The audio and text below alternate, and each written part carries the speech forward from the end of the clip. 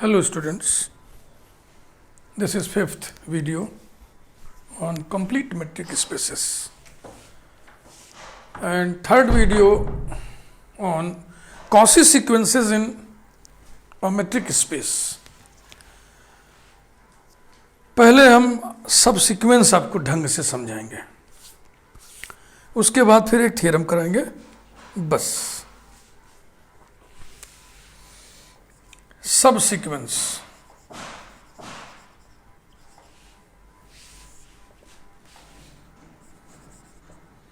let sequence xn be a sequence,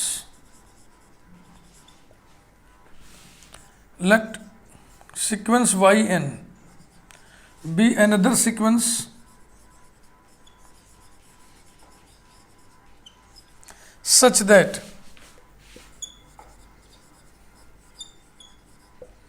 all the terms of sequence yn are in sequence xn. एक शर्त के साथ कि इसमें टर्म्स लिखते समय इसमें लिखे गए टर्म्स के ऑर्डरिंग को मेंटेन किया जाए, प्रिजर्व किया जाए.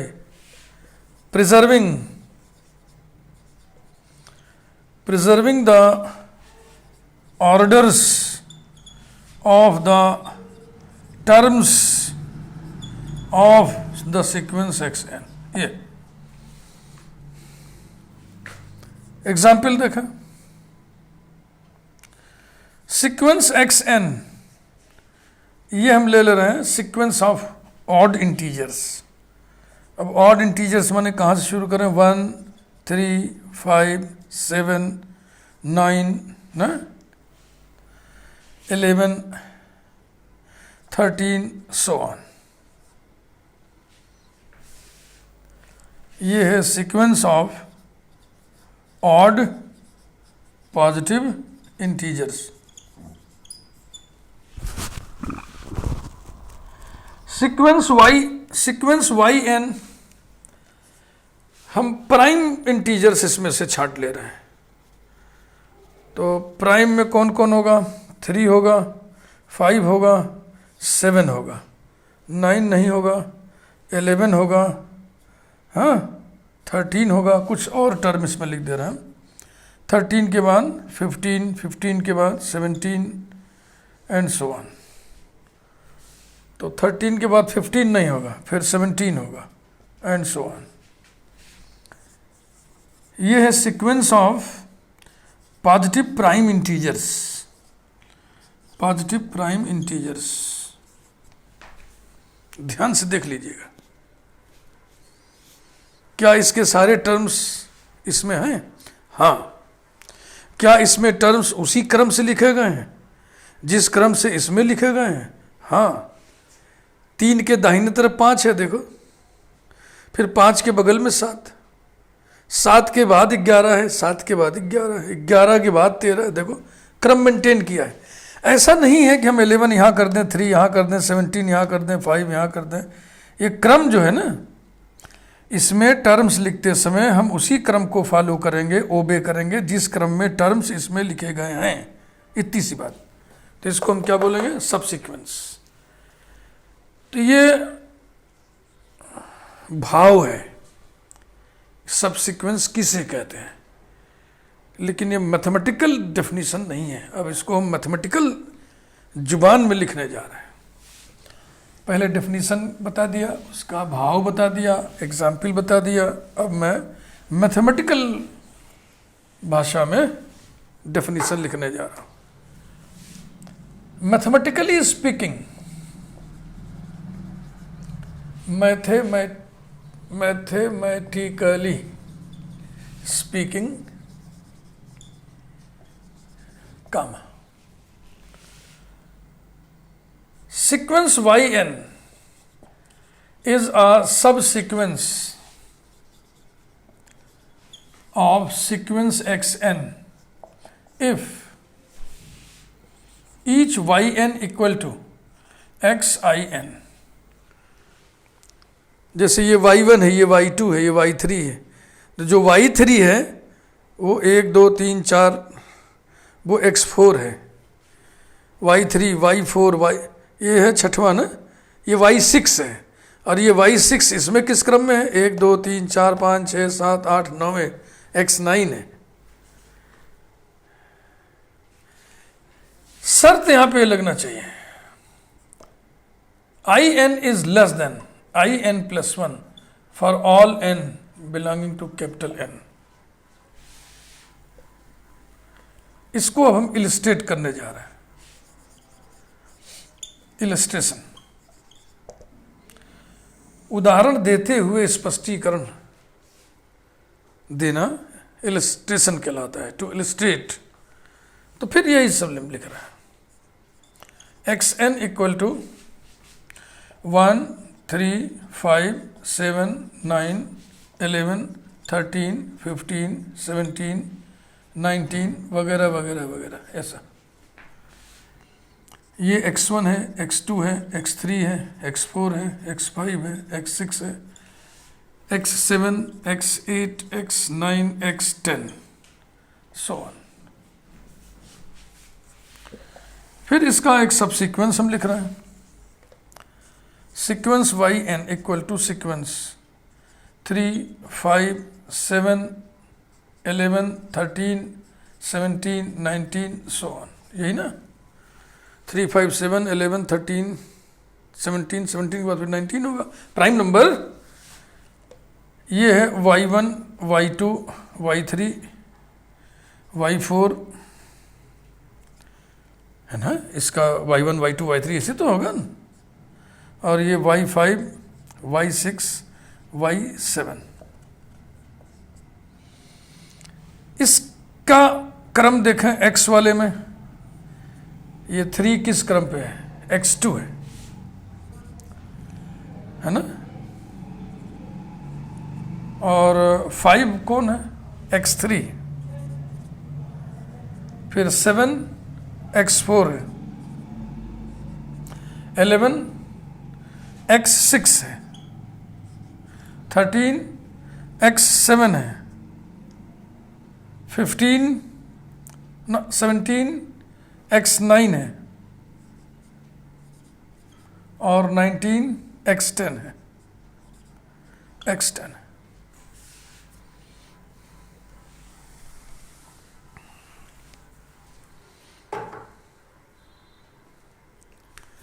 सब सीक्वेंस का हर टर्म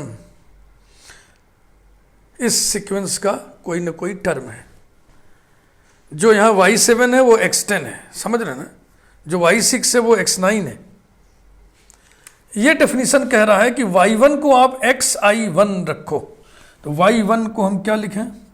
xi1। y2 को हम क्या लिखें? xi2। xi2 ये y2 हो गया। y3 को क्या लिखें? xi3। y4 को क्या लिखें? xi4। y5 को क्या लिखें? xi5। y6 को क्या लिखें? xi6। y7 को क्या लिखें? xi7।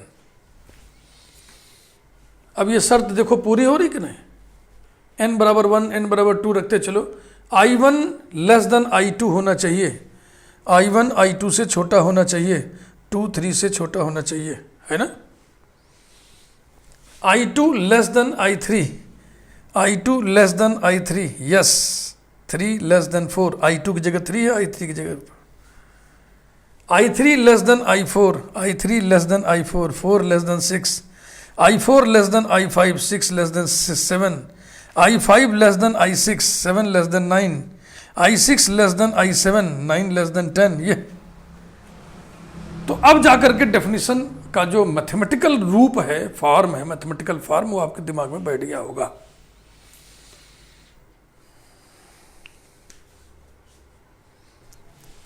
तो ये कनेक्शन तो आया यहां से, लेकिन ये कनेक्शन जरा देख लें। x2 xi1 है, x3 xi2 है, x4 xi3 है, x6 xi4 है, x7 xi5 है, x9 xi6 है, x10 xi7 है। यानी कि हर xn के लिए कुछ आईपी जैसा एग्जिस्ट करेगा ताकि x n is equal to x i p. ये जो है कनेक्शन, ये हमें इंप्लाई करता है कि for each n belonging to capital n there exists i p belonging to capital n such that x n equal to x i p. I p लिख दें, आई एम लिख दें, आई क्यू लिख दें, कुछ भी लिख दें। हर एन के लिए, ये देखो आई 5 है, ये एन 7 है, तो यहाँ आई 5। हर एक्स एन के लिए x i p, x i Q, इस टाइप की व्यवस्था है। तो इसे भी ध्यान रखना है, इसे भी ध्यान रखना है।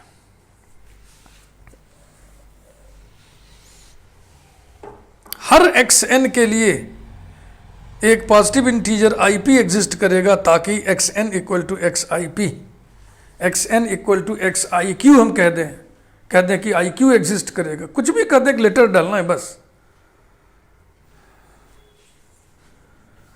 ठीक, तो ये सब सीक्वेंस की ये बातें हम यहां पे लिख लेना चाहेंगे। Y n equal to x i n, i n less than i n plus 1। For each xn, there exists IP belonging to capital N such that xn equal to xip। अब हम एक थ्योरम करने जा रहे हैं।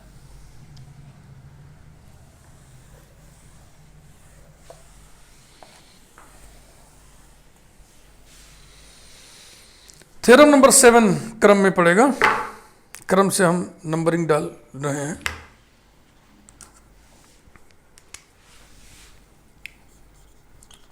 Theorem number 7, इसके पहले वाले वीडियो में हम लोगों ने थ्योरम पढ़ा था, 2 थ्योरम पढ़ा था। In a metric space every convergent sequence is Cauchy sequence. ध्यान से सुनिएगा। In a metric space every convergent sequence is a Cauchy sequence but converse is not true. हर कॉची सीक्वेंस कन्वर्जेंट हो ये जरूरी नहीं है। हर कॉची सीक्वेंस कन्वर्जेंट तभी होगा जब उस पर हम एक शर्त ठोंक दें। वही हम इसमें पढ़ाने जा रहे हैं। कौन सी ऐसी शर्त हम जोड़ दें कि हर कॉची सीक्वेंस कन्वर्जेंट सीक्वेंस होने लगे मेट्रिक स्पेस में।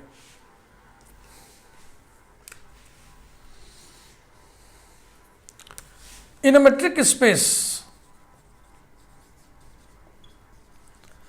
in a metric space Cauchy sequence is a convergent sequence, is convergent if and only if it has a convergent subsequence. It has a convergent subsequence. अगर Cauchy sequence के पास convergent सब sequence है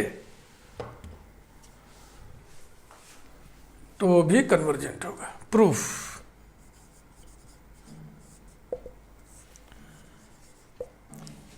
late x d be a metric space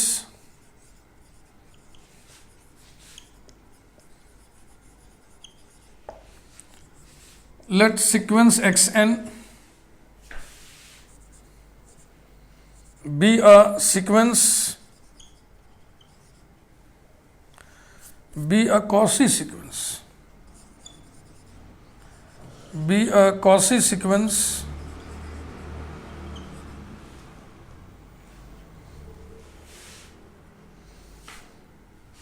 in capital X.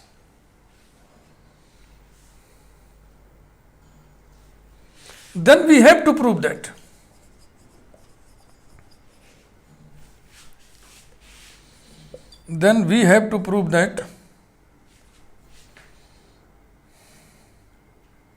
the Cauchy sequence xn is convergent in capital X if and only if It has a convergent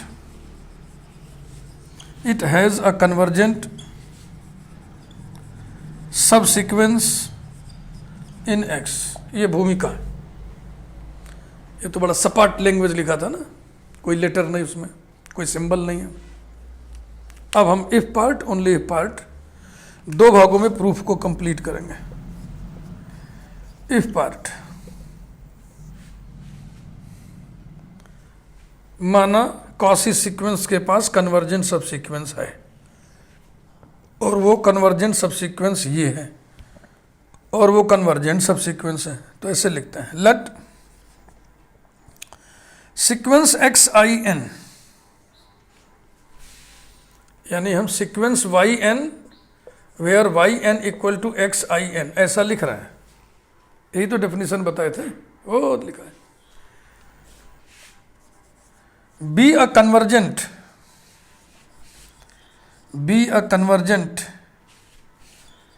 subsequence, be a convergent subsequence of Cauchy sequence xn.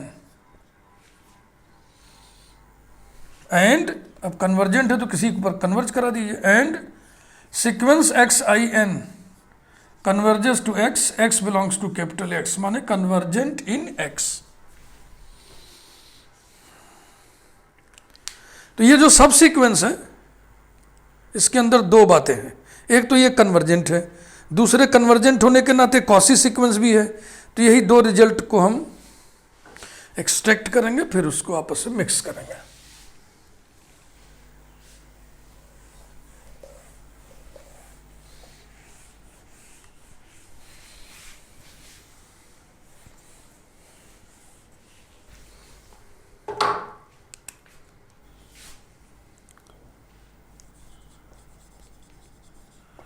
being a convergent sequence, comma, sequence xin is a Cauchy sequence, and so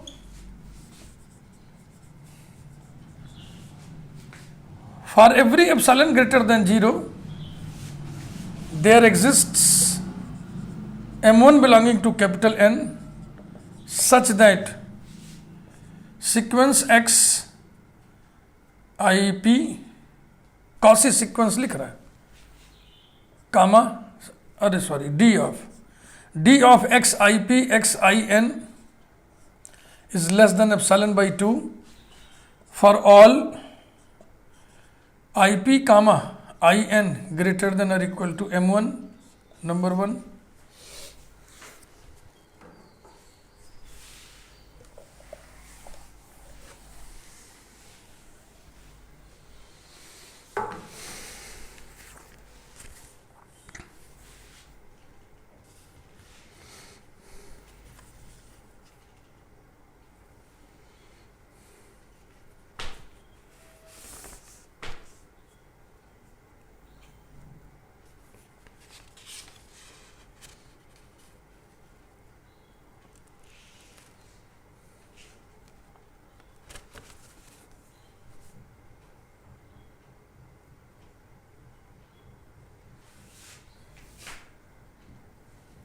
ठीक है, फिलहाल अभी इसमें हम कोई छेड़छाड़ नहीं करना चाह रहे, आगे जैसी जरूरत होगी कर लिया जाएगा.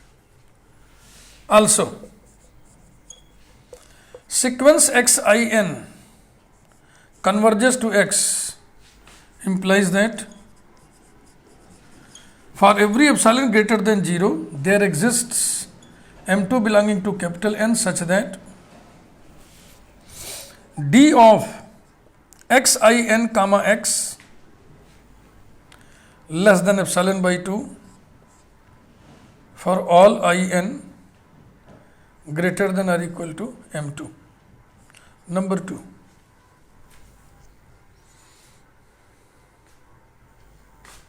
बिल्कुल ठीक. Now d of xn x less than or equal to by triangle inequality अच्छा, तो हम पहले ऐसे लिख दे रहे हैं, इक्वल टू डी ऑफ, ये वाला रिजल्ट लगा लो कि हर एक्स एन के लिए कोई ऐसा आई p, I Q, I R जो भी लिख लो एन में होगा कि एक्स एन बराबर एक्स आई पी या आई क्यू। तो डी एक्स एन को हम लिख लें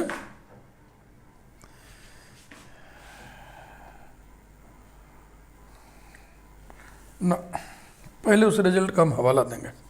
we know that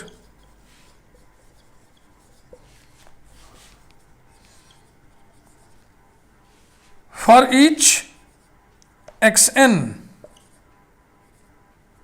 there exists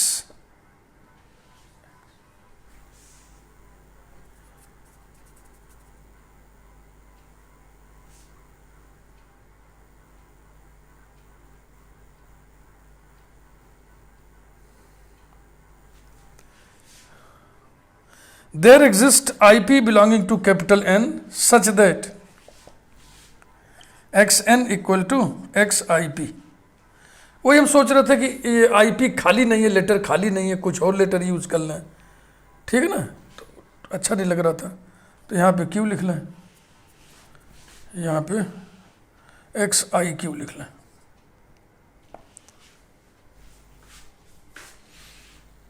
now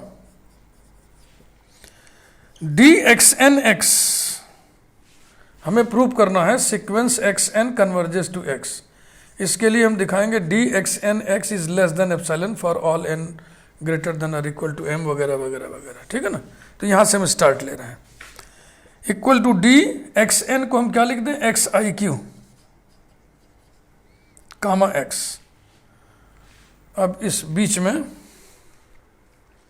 एक पॉइंट हम डाल रहे हैं XIN, ट्राइंगल इनइक्वलिटी लगा रहे हैं, लेस देन और equal to D XIQ comma XIN plus D XIN comma X। ये XIQ XIN XIN X ऐसे डाल दिया। तो XIN X से ये वाला रिजल्ट यूज करेंगे और ये यहाँ पे यूज करेंगे ये रिजल्ट। तो इसको देखो, यहाँ से हम लिख रहे हैं is less than epsilon by 2 इन शर्तों के साथ प्लस एप्सिलॉन बाई 2 इस शर्त के साथ। तो सभी शर्तें लिखिए, फॉर ऑल IQ हो जाएगा ना यहाँ पे, for all IQ comma IN greater than और equal to M1 semicolon. फिर दूसरे में क्या है, IN ग्रेटर देन और इक्वल टू M2।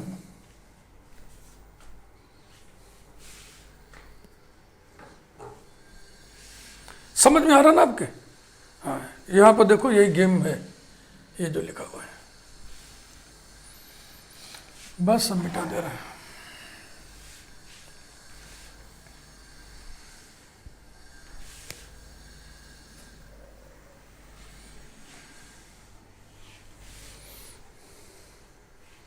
सब मिटा दे रहे हैं, तो यूज कर लिए, बहुत ही बेहतरीन proof, there is no confusion at all. एक एक रेसा रेसा मैंने क्लियर कर दिया। Implies that d of XNX less than epsilon for all, ठीक।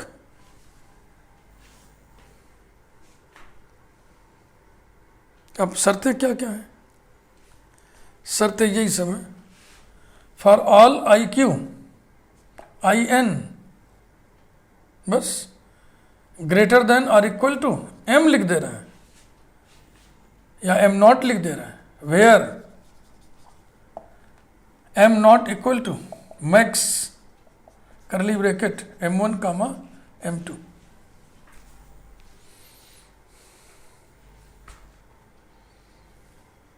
तो आपको याद है XN बराबर क्या लिखे थे आप, XIQ, यानी N बराबर क्या लिखे थे आप, IQ, ये लिखा तो है। IQ ग्रेटर देन और equal to M0, that is D of XNX is less than epsilon for all IQ greater than or equal to M0, that is for all N greater than or equal to M0। Full stop. बस हो गया। अब summarise करके conclusion लिख दीजिए। 10 For every epsilon greater than 0, there exists m naught belonging to capital N such that d of xn x is less than epsilon for all n greater than or equal to m naught, and hence sequence x naught is convergent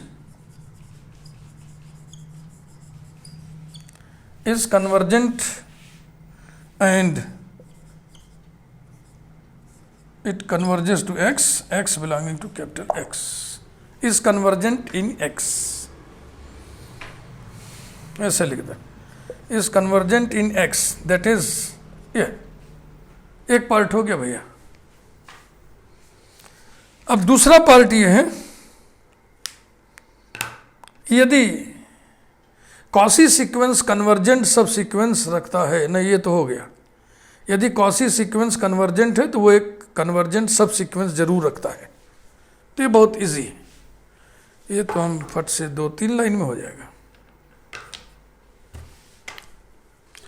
only if part,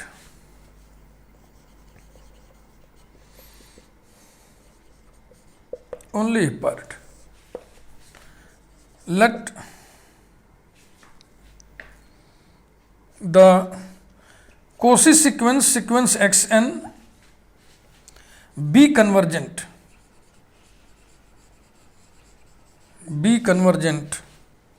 in capital X,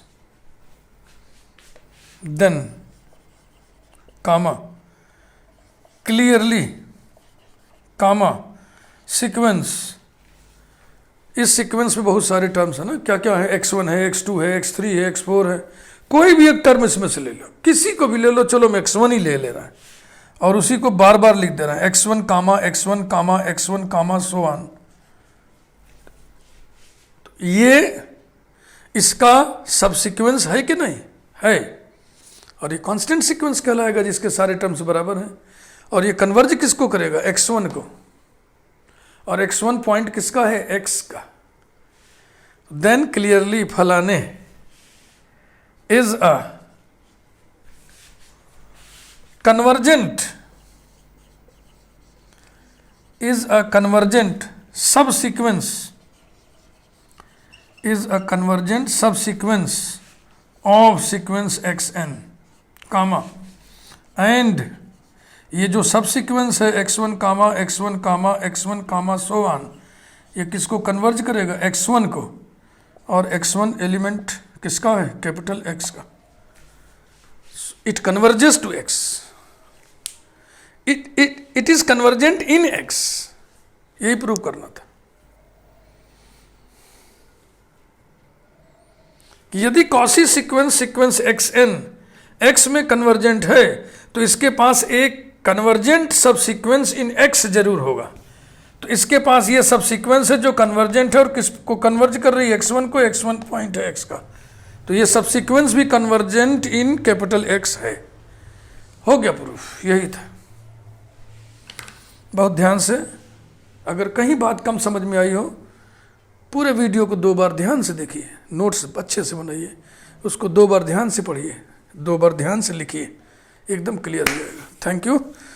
अगले video में हम लोग completeness की बात करेंगे। अभी तक title की हेडिंग है कंप्लीट मैट्रिक स्पेसेस, लेकिन अभी तक कंप्लीटनेस की बात हुई नहीं है, अब अगले वीडियो में होगी।